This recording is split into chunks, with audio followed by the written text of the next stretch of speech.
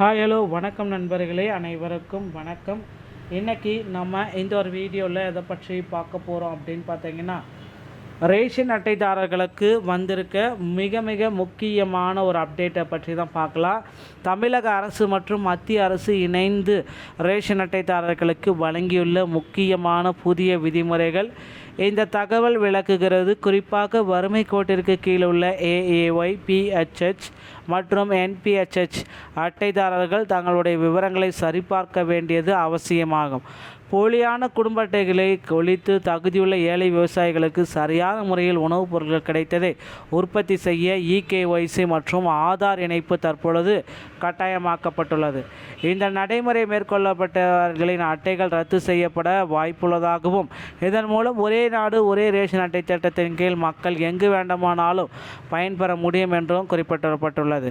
Digital முறையினால் இந்த மாற்றங்கள் ration விநியோகத்தின் மேல் உள்ள முறைகேடுகளை தவிர்த்து அரசுக்கு ஏற்படும் நிதி இழப்பை சரி செய்ய உதவும் என எதிர்பார்க்கப்படுகிறதுங்க.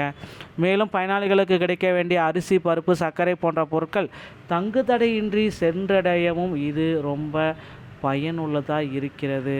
ஸோ ரேஷன் அட்டைதாரர்களுக்கு இந்த ரேஷன் அட்டைதாரர்களுக்கு தற்சமயம் வந்திருக்க அந்த முக்கியமான அப்டேட் என்ன அப்படின்னு பார்த்தா தான் நான் இப்போ சொல்ல போகிறேன். சில ரேஷன் அட்டைகள் இனி வரும் காலங்களில் செல்லாது அப்படின்ற மாதிரி குறிப்பாக சொல்லியிருக்காங்க. யாருக்கு இது நன்மை பயக்கும், யாருக்கு இது ரேஷன் அட்டைதாரர்களுக்கு முக்கியமான 3 அப்டேட்டுக்கு பற்றி தான் நான் சொல்ல போகிறேன். ஸோ ஏன் இந்த மாற்றங்கள் அப்படின்னு தான் 3 கோடி போலியான ரேஷன் அட்டைகளை நீக்கம் செஞ்சுருக்காங்க. 2025ஆம் ஆண்டு இறுதி வரை நடத்தப்பட்ட ஆய்வில் சுமார் 3 கோடி போலி ரேஷன் அட்டைகள் கண்டறியப்பட்டுள்ளது. 20,000 கோடி இழப்பு இதனால் தடுப்பு தடுக்கப்பட்டிருக்கு. போலி அட்டைகளால் அரசுக்கு சுமார் 20,000 கோடி நிதி இழப்பு ஏற்படுவதை இதை தடுத்திருக்கு. ஸோ தகுதியுள்ள பயனாளர்களுக்கு முன்னுரிமை, தவறாமல் வருமான விவரங்கள் மற்றும் ஒரே நபர் பல அட்டைகள் வைத்திருப்பதை தவிர்த்து உண்மையான ஏழை எளிய மக்களுக்கு சலுகைகள் சென்றடைவதை இது முயற்சி செய்து அப்படின்றத குறிப்பாக சொல்கிறாங்க. ஸோ இதனால தாங்க தற்சமயம் பார்த்திங்கன்னா ரேஷன் அட்டைதாரர்களுக்கு ஒரு சில மகிழ்ச்சியான அப்டேட்டு அப்படின்றத நம்ம சொல்லலாம். ஸோ இப்போ அட்டைதாரர்கள் இது செயலிழக்காமல் இருக்கணும்னா சில விதிமுறைகளை பின்பற்றணும்.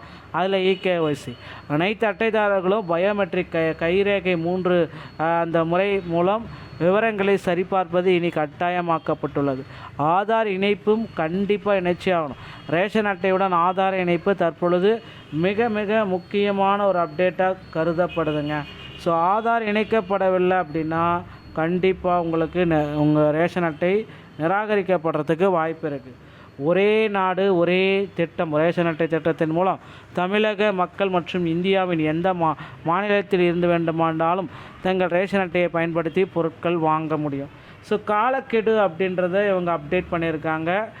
மார்ச் 31ஆம் தேதியோடு முடிகிறது. இந்த 3 முக்கிய மாற்றங்களையும் மார்ச் 30ஆம் தேதிக்குள் ரேஷன் அட்டைதாரர்கள் அப்டேட் செய்யப்பட வேண்டும். இல்லைன்னா அட்டைகள் பார்த்திங்கன்னா ரத்தாகும் அப்படின்னு சொல்லியிருக்காங்க. குறிப்பிட்ட காலத்திற்குள் அப்டேட் செய்யப்படாத ரேஷன் அட்டைகள் செல்லத்தக்கதாக அறிவிக்கப்படுது அல்லது ரத்து செய்யப்படுவதற்கு வாய்ப்பு இருக்குது. ஸோ அதனால் பார்த்திங்கன்னா டிஜிட்டல் விநியோகம் இனி வரும் காலங்களில் ரேஷன் பொருட்கள் அனைத்தும் முழுமையாக டிஜிட்டல் விநியோகத்தின் மூலம் உங்களுக்கு பயன்படுத்தப்படும் அப்படின்றத குறிப்பாக சொல்கிறாங்க மக்களே. ஸோ இதுதான் தற்சமயம் பார்த்திங்கன்னா அந்த ஒரு சில முக்கியமான அப்டேட்டு ரேஷன் அட்டைதாரர்களுக்கு.